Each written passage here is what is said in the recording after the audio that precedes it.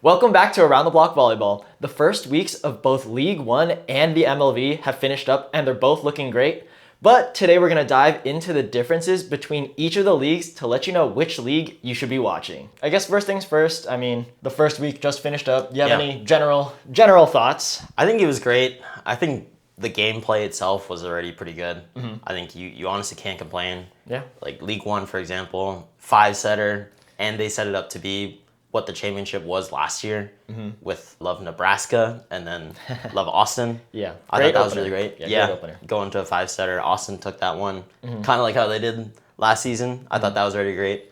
MLV also had some really good games. Yeah. Really good to showcase, new players in different situations. Yeah. And these teams that look revamped. I think it was really good because I really liked how it looks. Yeah. I enjoy watching it. And then it's nice to see the player movement because, just to be frank, it doesn't really happen as much in League One.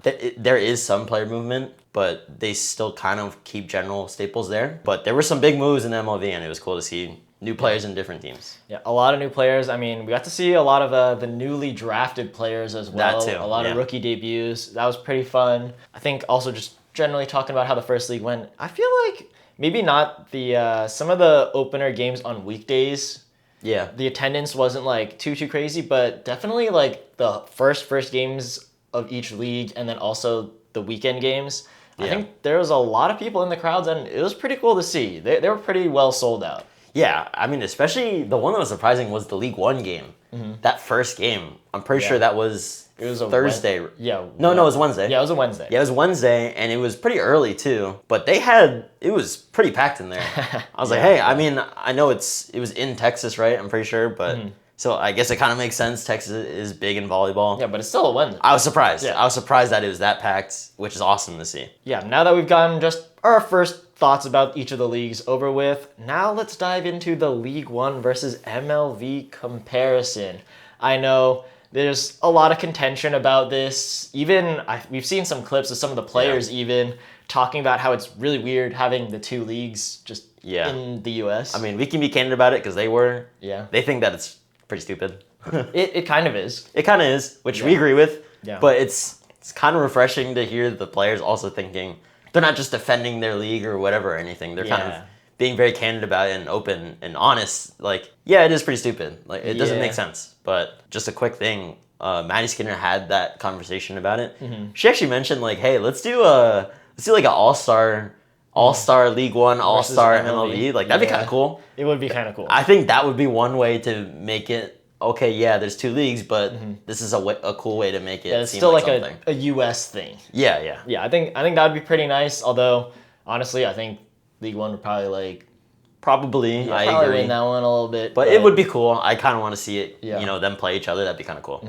Now that we just talked about how even they know that it's weird having two leagues, let's get into the differences. Let's just start off with the gameplay. If you're looking at the gameplay for each of the leagues, really, you're just going to see that League One is a lot more refined and kind of, I guess you'd say, higher level, bigger, more physical. I think that's just what makes League One feel like it's the higher caliber league, is that they have these bigger talents who are also very, very skillful at the same time. Yeah, and the international players. Both leagues have international players, but the international players that go to League One have been the bigger names and the ones that are more recognizable if you do watch international play. So I think that is something that League One has.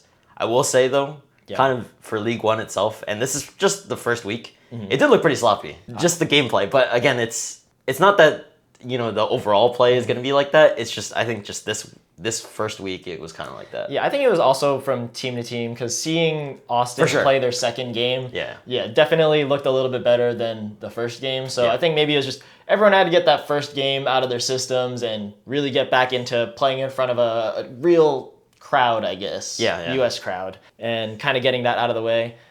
Same thing for MLV, although one thing I'll kind of say is that for the MLV, I'd say it was a little bit more on the sloppier end.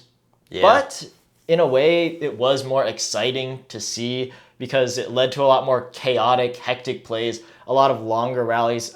League One definitely had their own long rallies, but MLV just had a lot more like crazy, the ball's going here, the ball's going there. that type of rally, and it kind of puts you a little bit more on the edge of your seat, even if it's not quite as refined and high caliber as League One ended up being. Yeah, I think it does kind of help the competitiveness where it still is like that. Yeah. Even if it is more scrappy, all teams are kind of doing that, and you can kind of see it that the level is still there, albeit a little bit lower than League One. You can still see that the teams are very competitive with each other, so it's still good to watch. Yeah, and one really strange thing that I guess I noticed gameplay-wise from each of the leagues is that I felt like in terms of outsides being run through the back row, MLV was actually doing it a little bit more often than League One. League One, I really didn't see it too much until that last Austin and Atlanta game. Yeah. And then I was like, okay, they're starting to do it a little bit more. But most of the time, it's just the right sides hitting their D-ball, and then the outsides are kind of just there to play defense. But in the MLV, they were really trying to get the outsides, back row outsides, into that offense, which is a higher caliber thing in its own way. Yeah. Okay, I mean, let's be honest, one of the teams for League One that was playing this weekend twice was Love Nebraska. One of the players is Jordan Larson. Shout outs to retirement. That's going to be awesome after the season. Yes, definitely. But you're not going to set her in the back row. Yeah, that was That's part of definitely it. an issue, yeah. But I do get what you're saying. They're definitely not setting them in the back row. It felt like as much. Yeah. I think the only team that was matching that would be Austin. They're the ones that they set Maddie Skinner, they set Logan Eggleston. They're going to run the back row.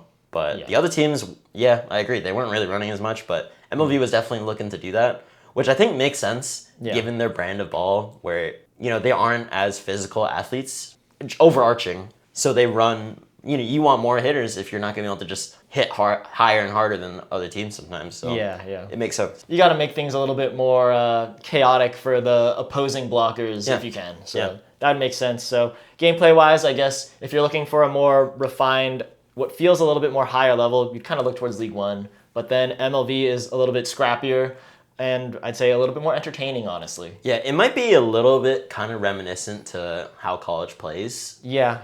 It's a lot more college-like than League One. They're better. They're definitely better than college players. But in the type of gameplay and the style, it is similar. League One is more of that pro league that you would expect to see internationally. Yeah, higher international level of league. And it just, the game style, everything ends up being kind of like that too. Now we're going to move on from the gameplay, kind of onto something that I think is really important, and that's the packaging of the leagues, kind of. I won't lie, at the beginning like this, I think it might be more important. Yeah. It might be more important for these leagues. Probably is, because it's kind of just the way that you present yourselves to the wider public, especially like volleyball fans that don't watch any professional volleyball or any college volleyball even. You kind of want to get yourselves out there and really present yourselves as something fun to watch. Yeah. And let's kind of get into how each of the leagues are doing that. So let's start off just aesthetic-wise.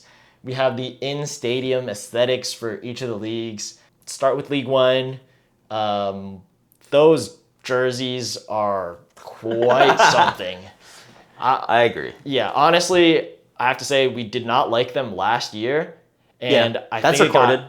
It got worse. So it's even more of like kind of an eyesore, and realistically, I don't know if I'd ever wear any of that jersey merch type thing out in public because it just doesn't look good. Yeah, I think there's something that can really be done about it though. Like I feel like it shouldn't be that difficult.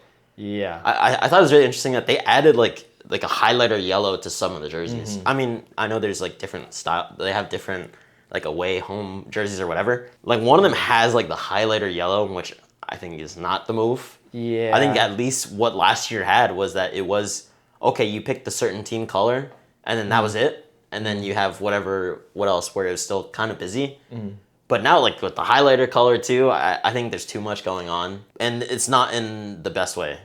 Yeah, I don't really know quite how to explain it, but it almost reminds me of like some like sci-fi kind of uniform thing, but extra busy, so it's a little weird. Yeah, or it reminds me of like the type of jerseys in like pro volleyball that you would meme. That like they look really funny because there's just too much stuff on there. Yeah, except normally those jerseys, it's like, oh, it's because they have to do so many like advertisements, whatever. This is not because of the advertisements. There are advertisements on there. Yeah, but that's not why it's busy. Yeah. I don't think that's probably the reason why it looks like that. But I don't know. I think there should be something done about it that they can fix. I think it will make it look a lot better. Yeah, it definitely help with the final product and maybe like if people are more willing to wear that type of thing outside of just watching games, it could really help with just making the league seem more legitimate. Yeah.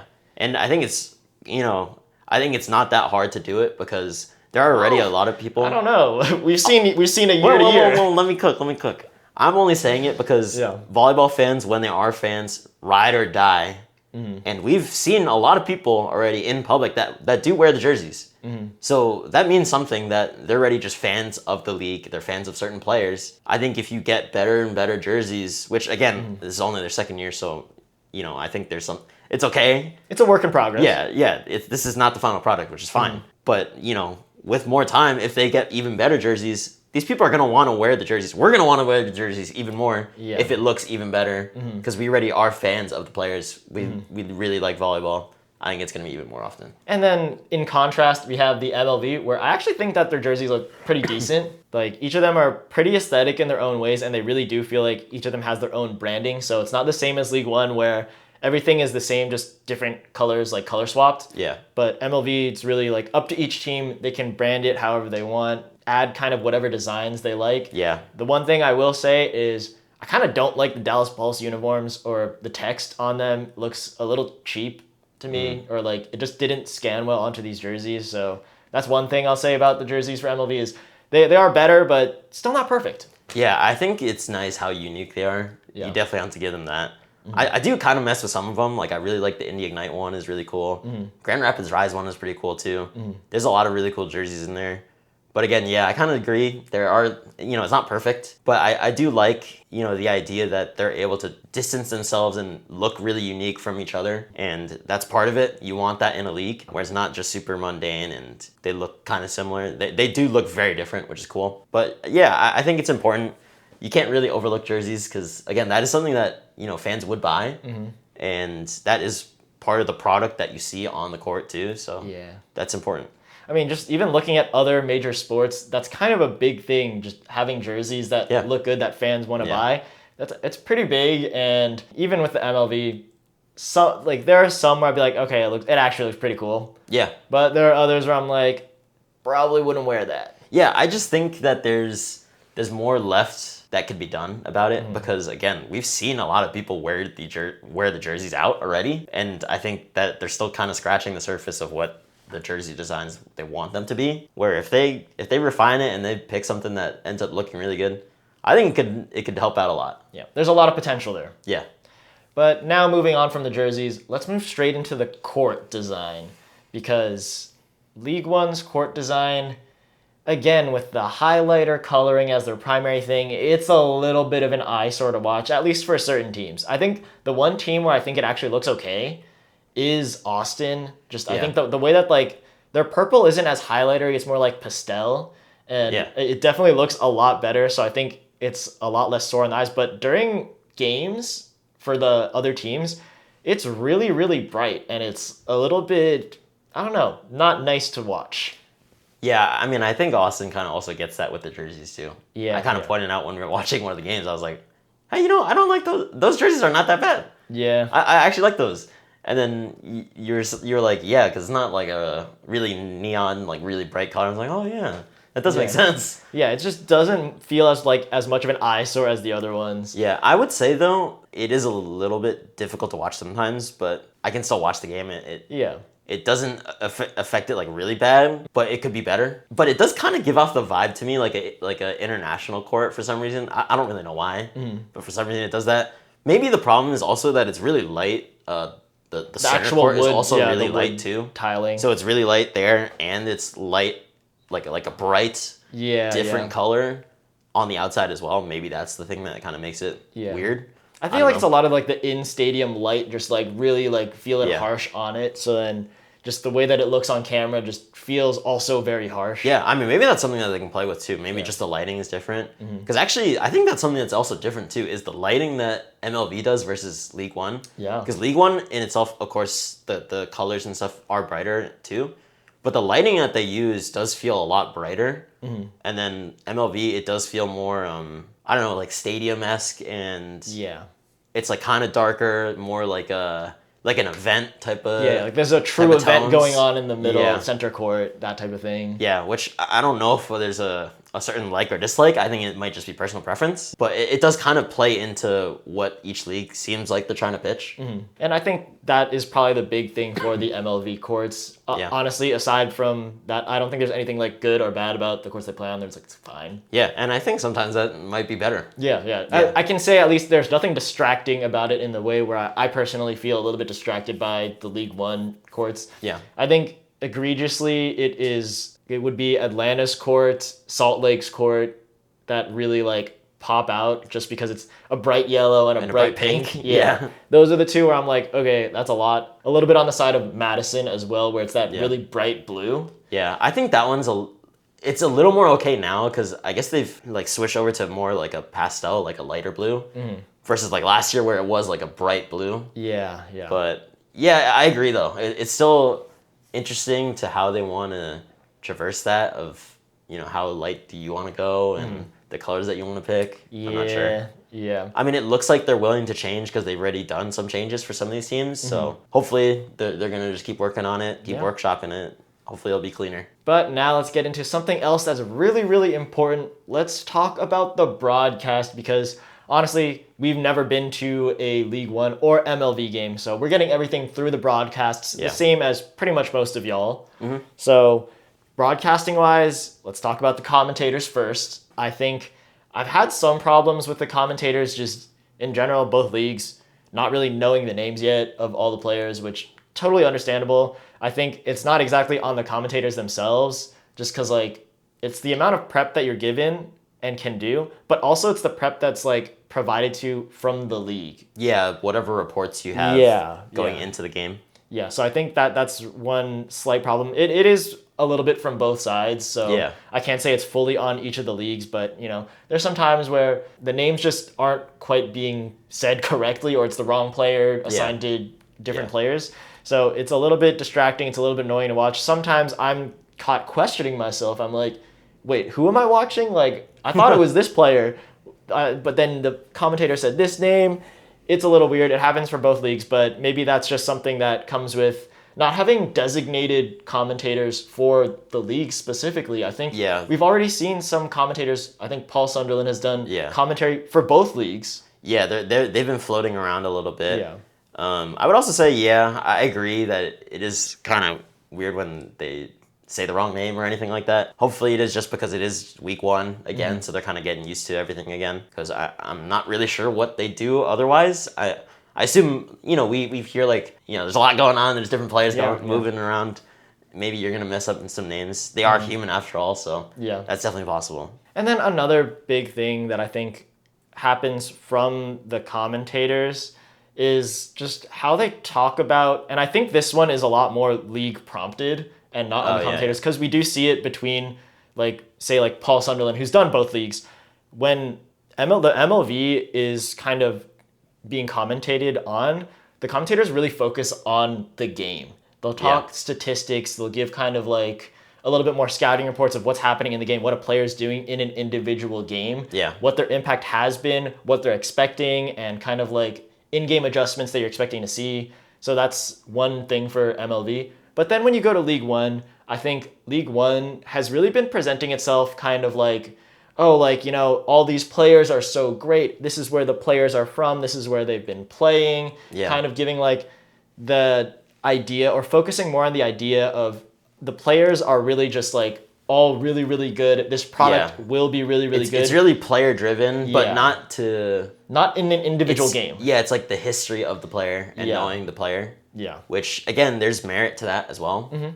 But you can see the difference. Yeah. I think it is important to do probably a little bit of a mixing of both, actually. I think MLV may not give enough like historical context to each of the players, especially some of the international players where and it could be good to hear a little more background. And you're trying to get, you know, new fans to watch the game, and you have to kind of build up the player to who they are as a person. Yeah. And I think that lets fans attach themselves to them. You know, knowing what college they went to. I think that could be a huge thing if they're a player that they weren't in college recently when a fan was watching in the last 4 years. Yeah. So you have to let them know what college they play for, so they can attach themselves to that or stuff like that. So. Or definitely MLV talks about, okay, like, this player was MVP last year. They were an all-star, all these different things, all league teams. And then League One, you need to do a little bit more, I think, just on the game focus of, yeah, this player's really, really good. Of course, we'd like to hear the history, but also how are they performing in this game? Because sometimes the game's just happening and I'm like, oh, wow, I feel like this player's really popping off. But commentator-wise and broadcast-wise, I don't really know. Yeah, and I think sometimes, at least from when I was watching, I do hear it from the commentators, but also what's really important, and we'll get to it, is the visual part about it. Yeah. And I think that's something that League One can be better at. Yeah.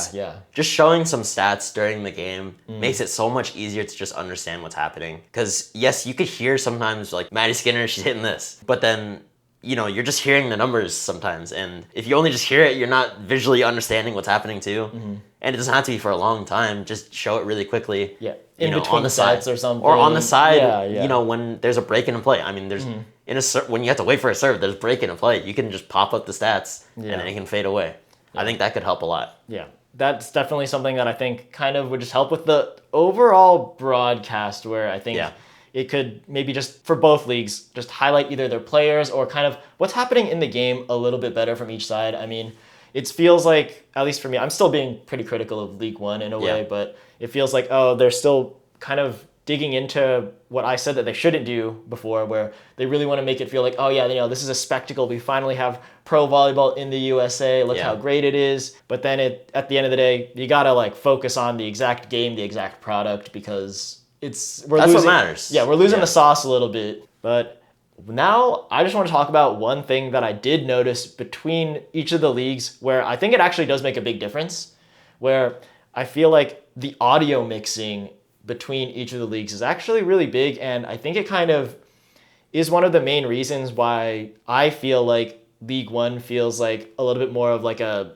scrimmage maybe, or a more friendly match, versus the MLV, where I think it feels a lot more competitive. Yeah. What I realized is that the actual energy coming from players on the court, both leagues, is actually really high. Yeah. So I do think we thought before, maybe the players just aren't really putting as much into it. It's not the case. Yeah, that is not the case. They're definitely putting the energy. They're definitely getting hyped. Yeah. Both leagues. But the audio mixing that they do for League One, and MLV does a really good job of it, is that they kind of drown out a lot of the stadium noise and even the player on-court noise. So you only hear certain aspects of the on-court. You don't really hear the crowd cheering. You don't really hear, how they play music in between points and stuff like that, or the block, all those fun things. They don't really do that for the League One, or you can't really hear it on the broadcast. So I think that's something that kind of takes away from making it feel like a grand event, or really feel like a real competitive match. Yeah. And MLV does a really, really good job of it. Yeah, I think they found a better balance. I mean, they have had one extra year of being able to do this thing, so maybe they've figured it out a little bit better. But I do like the balance that they have audio mixing wise, where you can really hear everything. Obviously, you can hear the commentators, but you can still hear in-game noise, maybe some calls that players are making during a rally. And then also you could hear maybe even the coach or whatever, but also the crowd noise too. Because again, there are people that are there watching the games, so it's really cool. And I think to help that effect, to know, people are watching this thing, volleyball in the US is real, is hearing the fans also when they're cheering. So, because you can see it. It's just hearing it too, I think, adds to the watching part of it. Yeah, you can see people standing up. They like to show people getting hyped in the crowd, but you just don't really hear it, so you don't feel it. And I think it kind of works in the same way that a laugh track on TV works, where it's when you hear the crowd getting hyped, you feel a little bit of hype yourself. That's true, yeah. But if you hear nothing, I think it was the Salt Lake game for League One, it was so empty sounding, especially when there was a break in talking between the announcers. It sounded super empty, and I was like, this is not a real match. It feels like, a game that no one's watching. It's kind of like a practice game. Is there any weight to this game? Does it matter? Which again is, I think, again on the packaging, because like we've said, there are people watching the games. I think the thing that I've notoriously seen for the League One games is there's people with the towel. I guess they get them. I don't know. Yeah. But they get the towel from the home team or whatever, and then they're swinging it around. So you see purple towels or whatever, or it's blue or yellow, pink, whatever it is, and you can see it. So there's people that are watching the game. Yeah. But sometimes you can't really feel it, which I think can help the broadcasts and watching it be a little bit more fun. Yeah, it ups the enjoyment factor, which I think personally is pretty important. Yeah, because I think the idea is that you want the people watching at home to feel like they're there. Yeah, as close as part of the possible. crowd. Yeah, and part of that, to me, I think makes it really good is the fan stuff that you hear a little bit. Of course, I think hearing on-court stuff is really nice. I will say one thing for audio mixing wise, League One, it's nice to hear what the coaches are saying sometimes. I think that's really cool. Yeah, that's something that you really don't get anywhere else, and it's nice to be able to hear like, oh yeah, this is the yes they're agreeing or something, or maybe they have a disagreement. And it's kind of cool to see how that goes down in a team like this, because I mean it's all pro players. It's not just college or it's like high school or whatever. So it's cool to hear that those things go down and you get like an inside scoop. But I think audio mixing wise, MLV's got a better balance right now. Yeah, but now similar audio type of thing. Let's go on to the interviews and how each of the leagues are doing their interviews. This is one where I am taking a little bit more of League One side. I know I've been pretty harsh on League One so far, but I think this is something they're doing a really good job of, where it feels like they've been picking players where they want to make sure that they do get interviewed after the second set break or during the second set break, that they're picking Lexi Rodriguez, Maddie Skinner, the big players for each of them. Even if they're not necessarily like having the best game per se, they will get interviewed. They'll talk the game a little bit. They'll just talk about whatever's going on, what they need to do in the next set, future sets. I like that. I like that they're kind of building up their players as stars a little bit more than I think the way that MLV kind of just does like whoever's playing really, really well per game. Yeah. But I think it's okay to kind of lean into maybe a star player who's not having the best game. Obviously, sometimes they are having really good games, but they're also having a bad game. You still want to hear like, what can you be doing better yourself? Yeah. Not to get like too deep into it, but I feel like that's just reality too. Yeah. Sometimes that's just how it is. And I think it's really cool to see how mature they are too, that they can still take an interview like that and talk about what they need to do better. But I do agree that like the way that League One is doing it and pumping up the stars, I think is really good. I think that's something that if MLV does it, or if whatever happens, if they eventually merge, I don't know what's happening. But I think that is how you get leagues in whatever sport to be popular, is you have to have people that they attach themselves to as fans, to a star player that they really enjoy watching, that is different from everyone else. That's the stuff that you need. And having Maddie Skinner, having Lexi Rodriguez, like those are great people to pick already because of the college stuff that they've had around them and the storylines that they've had around them. So I think they're doing a good job in that aspect for sure. And then on to kind of just the last part of the presentation and packaging of the league is looking at how each of the leagues are presenting each individual game and kind of the overall league and how it is, like standings, I guess, standings-wise. Yeah. League One, I'm back to being a little bit more critical. Part of it is that they do feel like they are exhibition matches, friendly matches, because the weight, same thing with the broadcast, there's no weight really being put onto each individual game. Like I don't even know the record of the teams while they're playing because they don't display it during the thing. Which again, I don't know. Like I think you just have to put that on the broadcast itself, or This is fully on the broadcasting, not any of the players or announcers. Because the commentators actually say it too. Yeah. But again, I think there's a part of visualizing it versus just saying it. Because again, I think sometimes you say it and then it just goes in 1 year, out another year. Yeah. Just because that's just how it is, because you are watching the game as it happens. Yeah. But again, it shouldn't be that hard. It's just 2-0 for whatever that team is doing, or something like that. I think it just helps being like, okay, this team is doing well, this team isn't doing that well. Where are they in the standings? I think that can really help. Yeah. And honestly, I think for the MLV, it's just right there, and it's good to see like, okay, how is this team doing? What should I be expecting? It's a little thing, but I think it's pretty important just seeing how it gets presented, because it does lead into our next part where we want to talk about the storylines that are going on within each of the leagues and how they're being fueled by each of the leagues. We already talked about how kind of League One is really leaning into some of their star, most popular players and how that's really good. Yeah. But now we have to talk about kind of what I was saying, where individual games, do they matter? Is there weight behind each game that you're watching? Yeah. League One, it doesn't really feel like it. Also, because I think in the end, each game doesn't really matter. Yeah, I mean, we can talk about that a little bit. I Yeah. think the easy way to say it is that all the teams make it to the playoffs. It makes it where, yes, there's standings and that for sure.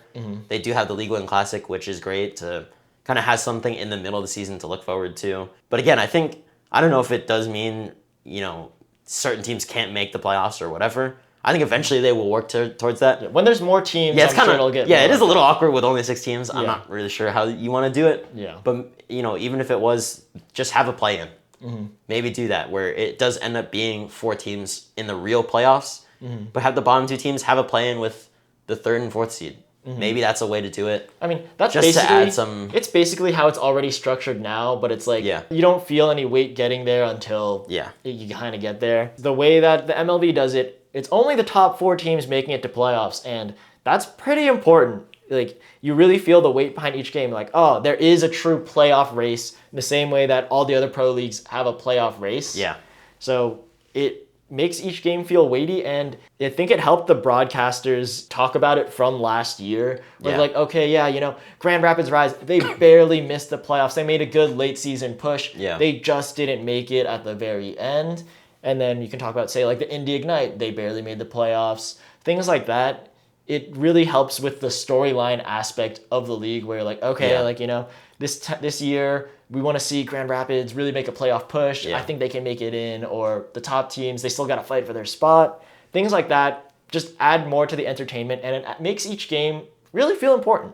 Yeah, because the competitiveness again is not on the players. We've seen that now. That Yeah. even in week 1, it's been amazing for both leagues. But again, it's kind of like the way that you package it for fans to understand what are the ramifications for winning this game, losing this game. I think League One does talk about it a little bit, but again, I think you just need to see it, and pushing it home a little bit better makes it more impactful for the fans. And then I think MLV is doing a better job of that for sure. Yeah, I mean, they also have the draft, which adds also, in another way, just more weight onto it, where it's like, okay, the good teams, they're going to not have the best draft picks. Yeah. The teams that do worse, they can look forward to draft picks. So there's things going on all around regarding standings that don't necessarily exist legally. Yeah, and there's trades too. I think Yeah. the MLV has definitely adopted a way more similar to other leagues already in the US in that type of structure. So I'm not sure where League One wants to go with it, if that's their future as well, but we'll have to see.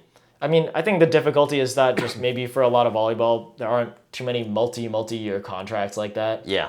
So it's tough to really get those trades and everything. We've already talked about it before, where despite, we talked good about MLV having the draft, it adds storylines, whatever. The draft picks move within a year. They're moving next year, and it's just in free agent signing. So it's not like, do the draft picks matter? Yeah, you have them for a year. Yes, it does kind of matter, but it doesn't really matter because they can just move. Merritt Beeson can just go back to playing in Nebraska again. Yeah. Which So- again, I think is a good thing. Yeah, it's good for the teams. Yeah, but- it's figuring out how to balance that, as they evolve as a league and Yeah. they grow more and more through some more years, hopefully. It's figuring out how to balance that with contracts and stuff like that.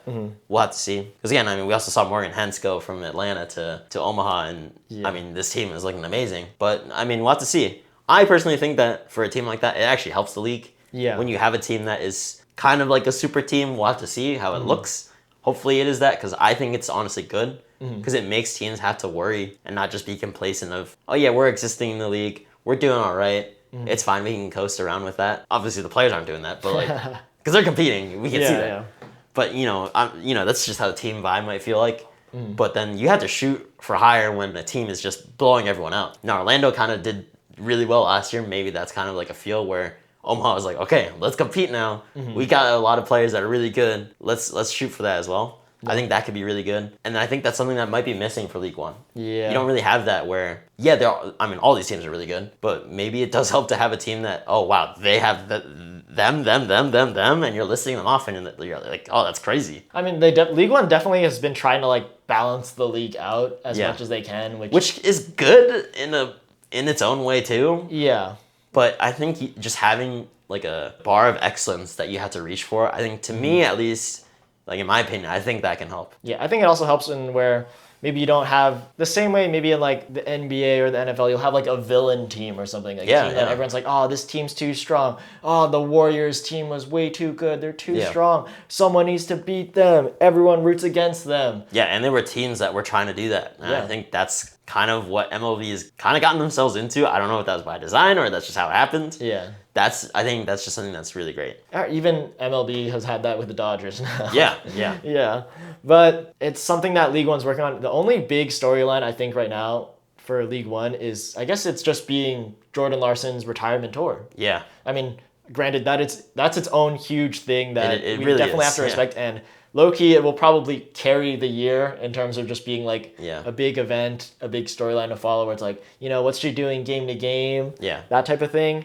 But that means she's not going to be playing next year, and how do you transition into your future? Yeah, you need more things to go through and push through. And, maybe it is younger players that have the college following. Yeah. To me, that's a way to do it. But we have to see because they also have to perform. You can't just go based off of names only. But I think they're doing a good job to start of trying to push the players a little bit more. Yeah. I think they're doing. Hopefully they can keep up with that. They definitely have like some of the key players really helping grow the league a little bit more and draw those fans in. So that is a very good thing coming from League One that I don't necessarily know if MLV has. I think that'll kind of wrap it up for our discussion on League One versus MLV.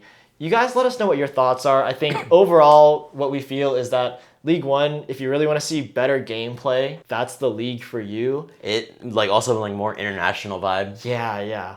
But then for the MLV, it's a lot more homegrown and then also just a lot more chaotic, a little bit more a part of that like entertainment factor. Yeah. So it's a more entertaining league, including the broadcasting and all those aspects. But League One, it's more entertaining if you just want to see really, really good volleyball and you really want to know what to expect, say, from maybe the Olympics. I mean, ticket sales are going on very soon, so be ready to get those. We're going to be fighting as well. So you guys let us know, what do you guys think between League One, MLV, which one you prefer and why? Or if we missed anything big discussion-wise about why you prefer one of the leagues over the other. Yeah, let us know. Yeah, I'm really, really curious what we have because it's pretty confusing even for us to say, do I want to watch this game? Do I want to watch this game? We had a point last week where there were 3 games going on at the same time. 2 MLV and 1 League One all at the same time. I will say it would be nice if they would be a little bit more separate. It'd be easier for us to watch it, but not everyone is watching both leagues. I get that. We're double screening, triple screening these games. It's so weird because, you can't really keep full attention. But yeah, you guys let us know. And for now, we're going to move straight on to the Rally Round. Welcome to the Rally Round where we play our drafts, blind rankings, and other fun games. This week, we're starting back up with the drafts now that we have new leagues to kind of get into. We back, baby! Oh yeah. So we're doing a League One draft to kick us off, and let's get right into it. So let's draft our dream teams from League One Volleyball. All right. First off, we got to decide who goes first. So I'll flip a coin, and you call it as I... Sure. Just trust us that the coin is being flipped over. Yeah. Tails.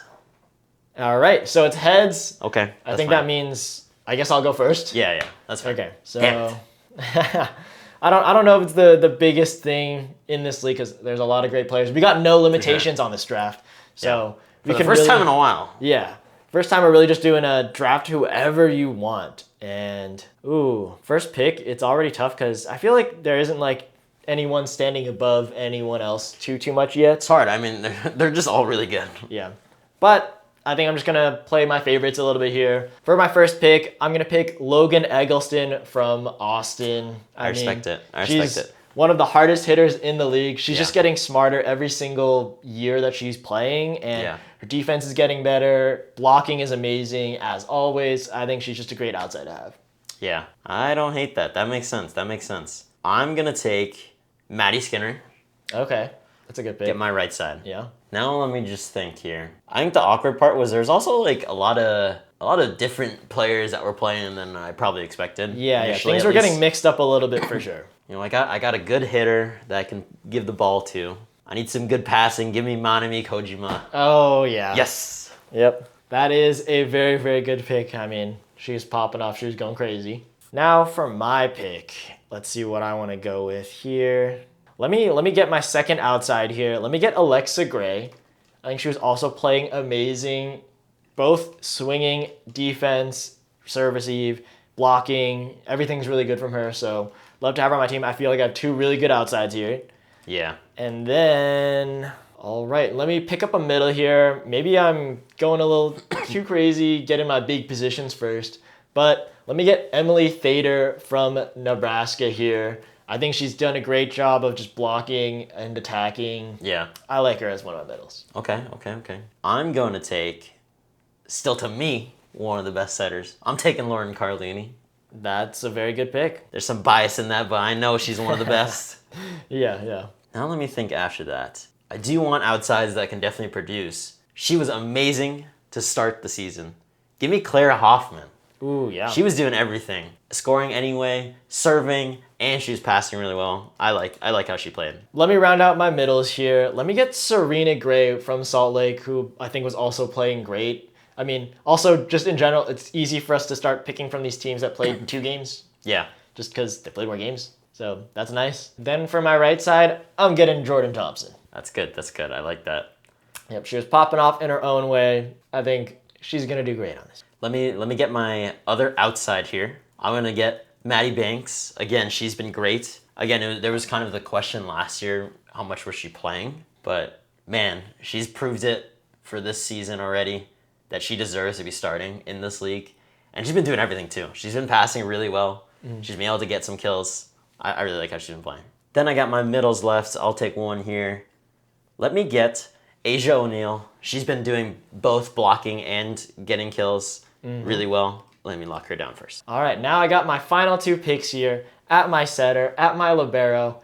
Let me just take them from the same team. Let me take the Atlanta setter, Rachel Fairbanks, and their libero, Bea Negretti. Ooh! Yeah, I think she was playing insane during that game. She did. So, She did.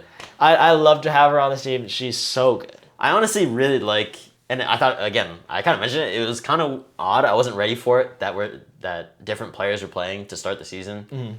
Like, Micah Hancock wasn't playing as much. We found out that it was a neck injury. So she was kind of coming in only for a 6'2". But, Pina Panoy, we were like, oh yeah, she's one of the best liberos. She's definitely playing. But Bea Negretti has come in, and she's looked really good, man. She really proved she's a great talent, and it makes sense why she's playing right now. Yeah, I mean, she was everywhere. Yeah. Jesus. Yeah, she was nuts. Okay. Now I gotta think hard about this one. Yep, one last middle. I'm gonna take Tia Jimerson here. That's a good pick. Yeah, I really like her blocking. I think that helps lock down the front row for me, having good blockers. And she's been getting kills too. That'll wrap it up for the draft. You guys let us know who you guys think won this one. This one's pretty competitive, I think. We'd have a very good match here. Yeah, this would be crazy. Maybe closer to one of those all-star teams that they were talking about. Please let us do some all-star match or something. That'd be really sick. Something a little bit more see fun. that. Yeah, but for now, let's move on to our next segment where we're going to be doing Guess the Stats. So these will only be for week 1 stats, both leagues. So not too crazy, but let's get right into it. And we're starting with the points this week. Oh, yeah. This is definitely a big one. These are the most impactful players for the most part, besides liberos. Shout out liberos. No hate from us. But we'll start with the MLV here. Who are the MLV points leaders after week 1? Okay. So very easy to kick it off. Let me get Sarah Parsons. Yes. She has come back and has been an animal. Yes. Number 1 from the Supernovas. Exactly who I was thinking of when I heard point scorers. So let's get there. Let me get, one of the best players in the league, last year's MVP. Let's get Brittany Abercrombie. Yes, she's at number 4 from the Valkyries. Who else scores a lot? Leah Edmond, she popped off in her own game. She was trying to will the Vibe to their win. She did pop off. She's at number 3. Okay. Let's go with another interesting one here. Just at least going off of vibes when I was watching. How's Charity Looper on this list? Charity Looper's at number 10 here. Ah, dang it. But it's just because she didn't play as many sets. Yeah. But, the average points per set is crazy. She's got 5. So if we're going based off of that, she's pretty high up here. Okay, yeah. I knew it felt like the impact was high. Yeah. She's up there. Okay. How was Raina Terry? Raina Terry is at number 2. She had a pop-off game in 3 sets. Pretty sure it's more than 25 kills. Crazy. All right. What do I have left? You have number 5. Oh, number 5. Okay. How was Megan Lush? Megan Lush was at number 7 here. I thought she was figuring out ways to score a lot. Definitely, she'd be up there for digs. But how about Paige Briggs-Romaine? Paige Briggs-Romaine is right off the list at number 6. Oh my gosh. How about Elizabeth Ine? Elizabeth Ine, that's number 5. Okay, perfect. Well, then that'll wrap it up for the MLV points leaders. Let's move straight into the League One points leaders now, where it's only been 1 week and some teams have played 2 matches, other teams have not, so we'll see. It could be a little bit easier, but Can you name the top point scorers in League One after 1 week? Easiest one is Maddie Skinner. All right, Maddie Skinner, she's at number 1. She has 37 points. Okay, she's putting in work. Oh, yeah. Give me Logan Eggleston. Logan Eggleston, same team. They played a lot. She has 34 points. She's at number 2. Okay, let me get the other teammate. Let me go Maddie Banks. Maddie Banks. They all played a lot from Austin. She has 30 points scored. She's number 3. Okay. I gotta get the teams the players that played two matches. I gotta get those out of the way. Yep. So I'm going Salt Lake here. Give me the crazy pop off, Serena Gray. Yes, Serena Gray. She had 28. She's at number 4 here. Okay. Oh, let me not overthink it. Alexa Gray. Alexa Gray, to round it out, she has 27 points scored. It was crazy. Played great. Other notable point scorers are Tessa Grubbs in their 1 game. Oh, yeah. 25 points. That's crazy. So if they played 2, she'd probably be on there. Kimberly Drevniak, Nebraska, she had 26 points of her own. Also popped Also off. very close. Yeah. So, a lot of great play going out here in League One. Yeah. Hey, but I ran the list, man. I ran the list. Come on. Call it easy. It's just 1, 2, 3, 4, 5. Because these teams have played 2 matches. That's true. Hey, made it a little easier. Hey, come on. I still put in the work though. Yeah, he did the work. But that'll bring us on to our last game of the day, where we're going to be doing a blind ranking. Yes, we are back again with the blind rankings. I know a lot of you guys like them. So we're going to bring it back, but we're going MLV this time. And we're going with the setters here. Okay. Blind rank these MLV setters. Okay. First up, we got Ashley Evans. Ooh, Ashley Evans, she's been doing pretty good, actually. Yeah, she's a setter for the Fury. This is tough, because there are actually a lot of really good setters in the MLV right now. I'm going to play it safe right now. I'm going to put her at number 3. Okay. Yeah, I like number 3. Next up, we got Sage Ka'ahaina Torres. She moved over to MLV now. Yeah. I think she's also doing great. I think this also helped show she was one of the players where you could see a little bit maybe what the gap is between the 2 leagues. I think she's been setting really, really great for the MLV. I'm going to put her at number 2. Okay. Number 2. Next up, we got Sydney Hilly. All right, Sydney Hilly was kind of who I had in mind for number 1. She has the track record to prove it, so let's put her right there at number 1. Yeah, I think we feel pretty good about that one. Yeah. But up next, you got Shampoo Guedpard. Ooh. It feels bad putting her not that high. Oh, that sucks. I have 4 and 5 left. That's the finals MVP, man. Yeah, that sucks. That sucks a lot. She's pretty creative as a setter, too. Okay, I guess she's got to go number 4 then. Yeah, you're not putting her at 5. Yeah. Oh, man. You'd be crazy if you put her at 5. Yeah, that sucks. But that leaves your number 5 spot for Maddie Walk, which, hey, shouts out to her. Yeah. She's been great. Just graduated, well, she didn't even graduate yet. Or no, she probably did graduate. I don't know. She just finished her college season, though. Yeah, just finished up her college career. Yeah. Getting right in there, playing for the vibe. Looking pretty good. Yeah, they gave her the opportunity. She's taking it. That'll bring us to the end of today's episode. Again, if you made it this far, thank you so much. And please like, comment, and subscribe. We already asked you, comment what you guys think about MLV and League One, about kind of both leagues, which one you're preferring to watch right now, kind of just where you are. 6M. That's staying in. But yeah, just let us know in the comments what you think about each of the leagues, and we'd love to respond. We'd love to see your guys' point of view and see things that we missed about each league, because we're only 2 people. Maybe we have our own very biased viewpoints. Yeah. God knows I've been so critical about League One. So especially if you have a lot of positive things to say about League One, please let us know in the comments. But for now, we'll see you guys next week. Run it up. Peace.